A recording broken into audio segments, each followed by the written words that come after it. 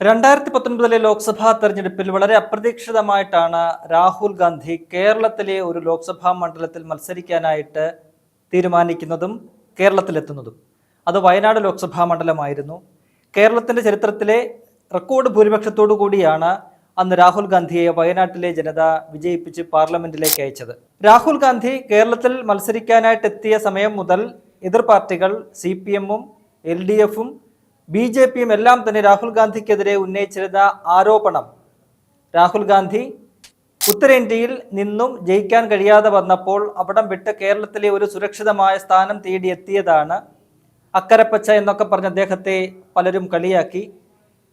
രാഹുൽ ഗാന്ധിയെ ജയിപ്പിച്ചാൽ എന്താണ് പ്രയോജനം, കേരളത്തിലെ ജനങ്ങൾക്ക്, പ്രത്യേകിച്ച് വയനാട്ടിലെ ജനങ്ങൾക്ക് എന്താണ് പ്രയോജനം എന്നാണ് ഈ പറയുന്ന ഇടതുപക്ഷവും BJP-യും ഒരേ സ്വരത്തിൽ ചോദിച്ചത്.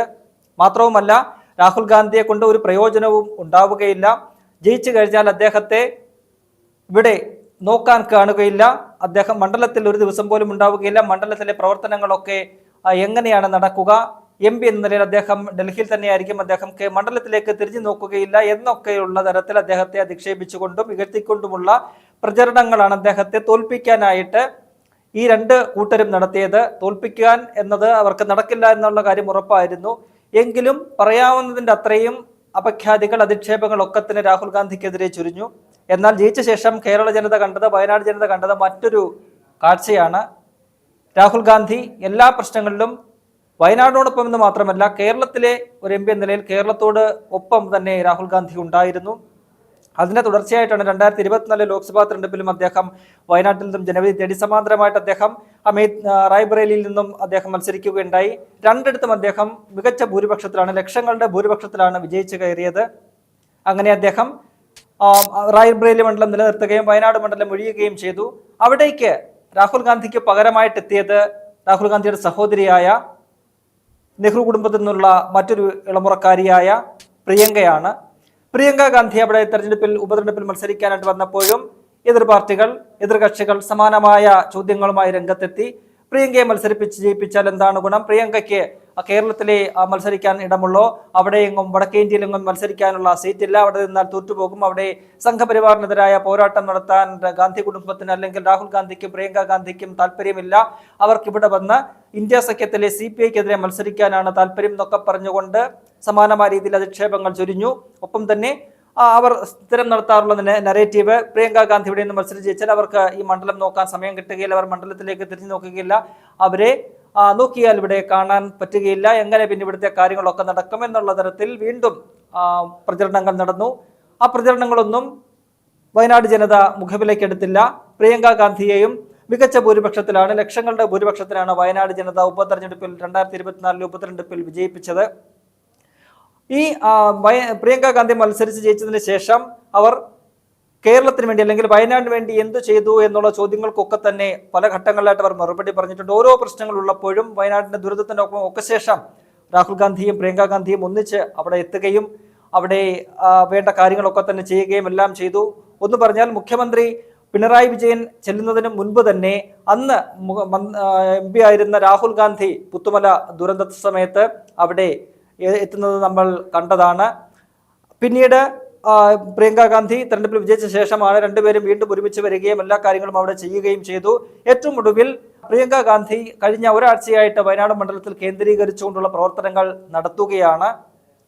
അവർ സ്വാഭാവികമായിട്ടും ഡൽഹിയിലാണ് താമസം, കുടുംബമായിട്ട് തന്നെ അവിടെയാണ് താമസം. അതുകൊണ്ട് തന്നെ പൂർണ്ണ സമയം കേരളത്തിൽ ഉണ്ടാകാൻ അല്ലെങ്കിൽ വയനാട് മണ്ഡലത്തിൽ ഉണ്ടാകാനുള്ള സാധ്യത വളരെ കുറവാണ്. അത് എല്ലാവർക്കും അറിയുന്ന കാര്യമാണ്. എങ്കിൽ പോലും ഒരു MP എന്ന നിലയിൽ ഒരു മണ്ഡലത്തിന് വേണ്ടി പ്രവർത്തിക്കുകയാണല്ലോ വേണ്ടത്. ആ മണ്ഡലത്തിന് ചെയ്യേണ്ട കാര്യങ്ങൾ ചെയ്യുക, അല്ലാതെ മുഴുവൻ സമയവും മണ്ഡലത്തിൽ ഉണ്ടാവുകയും അവിടെയൊന്നും ചെയ്യാതിരിക്കുകയും ചെയ്യുക എന്നതിനേക്കാൾ ഭേദം മണ്ഡലത്തിൽ ഉള്ള സമയത്ത് കാര്യങ്ങൾ ആ മണ്ഡലത്തിലെ ജനങ്ങൾക്ക് വേണ്ടി എന്തൊക്കെ ചെയ്യാൻ കഴിയും അത് ഡൽഹിയിൽ ഇരുന്നായാലും ചെയ്യാൻ കഴിയുന്നു എന്നുള്ളതാണ് വളരെ പ്രധാനപ്പെട്ട കാര്യം. കഴിഞ്ഞ ഒരാഴ്ചയായിട്ട് പ്രിയങ്ക ഗാന്ധി മണ്ഡലത്തിൽ തന്നെയുണ്ട്. മണ്ഡലം കേന്ദ്രീകരിച്ചുകൊണ്ട് അവർ പ്രവർത്തനങ്ങൾ നടത്തുകയാണ്. നിരവധി റിവ്യൂ മീറ്റിംഗുകൾ നടക്കുന്നു. കളക്ടറുടെ അധ്യക്ഷതയിൽ ഈ വയനാട് MP ഫണ്ടിന്റെ വിനിയോഗവും ബന്ധപ്പെട്ട് വയനാട് പാർലമെന്റ് മണ്ഡലത്തിന് കീഴിലുള്ള 7 അസംബ്ലി മണ്ഡലങ്ങളിലെയും MLA-മാരെയും ഒക്കെ തന്നെ വിളിച്ചു ചേർത്തുകൊണ്ട് വലിയ രീതിയിലുള്ള ഒരു അവലോകന യോഗം നടന്നു. മറ്റു കാര്യങ്ങൾ വയനാടിന് വേണ്ടി ചെയ്യേണ്ട കാര്യങ്ങളൊക്കെ തന്നെ ചർച്ചയിൽ വന്നു. ഒപ്പം തന്നെ വയനാട്ടിന്റെ പല പ്രശ്നങ്ങളും, ഈ പറയുന്ന വന്യജീവി പ്രശ്നങ്ങൾ ഉൾപ്പെടെ രാത്രികാല യാത്രാ നിരോധനം ഉൾപ്പെടെയുള്ള എല്ലാ വിഷയങ്ങളും രാഹുൽ ഗാന്ധിയും പിന്നീട് എത്തിയ പ്രിയങ്ക ഗാന്ധിയും എല്ലാം കാലാകാലങ്ങളിൽ ഈ പറയുന്നത് പോലെ പാർലമെന്റിൽ ഉന്നയിക്കുകയും അതിന് പരിഹാരം തേടുകയും ഒക്കെ തന്നെ ചെയ്തിട്ടുണ്ട്.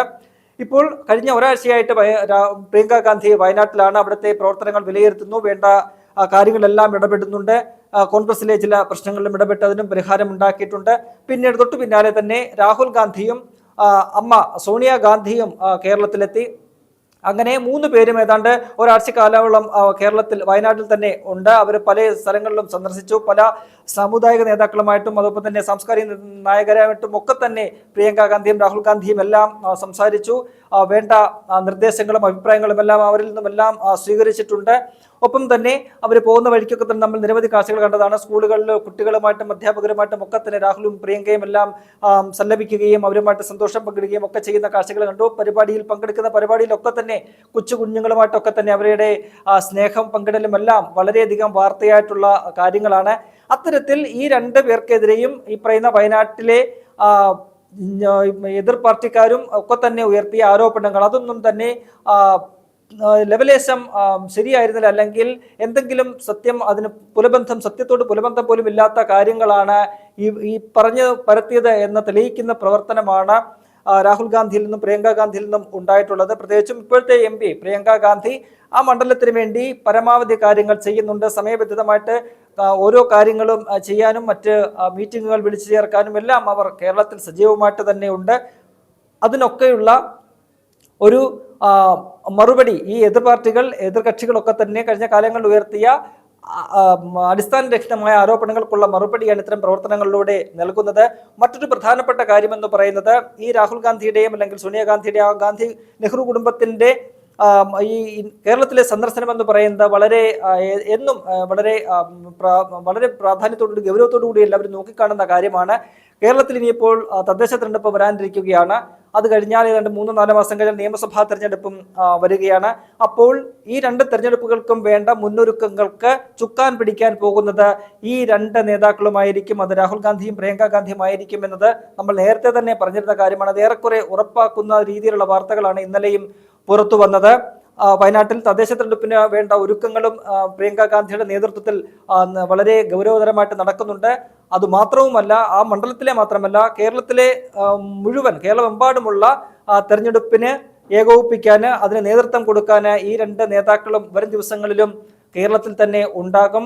വീണ്ടും 2 പേരും സന്ദർശനം നടത്തും. വിവിധ ജില്ലകളിൽ അവർ നേതാക്കളുമായിട്ട് ചർച്ച നടത്തും. ഏതൊക്കെ തരത്തിൽ എന്തൊക്കെ തന്ത്രങ്ങളാണ് രൂപീകരിക്കേണ്ടത് എന്നത് സംബന്ധിച്ചുള്ള ചർച്ചകളൊക്കെ തന്നെ വരും ദിവസങ്ങളിൽ ഉണ്ടാകും.